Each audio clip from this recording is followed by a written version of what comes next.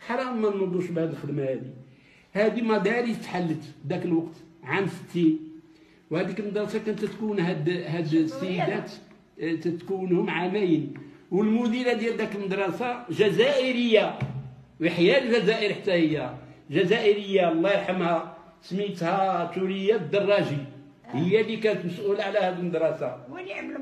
ونعم المراه.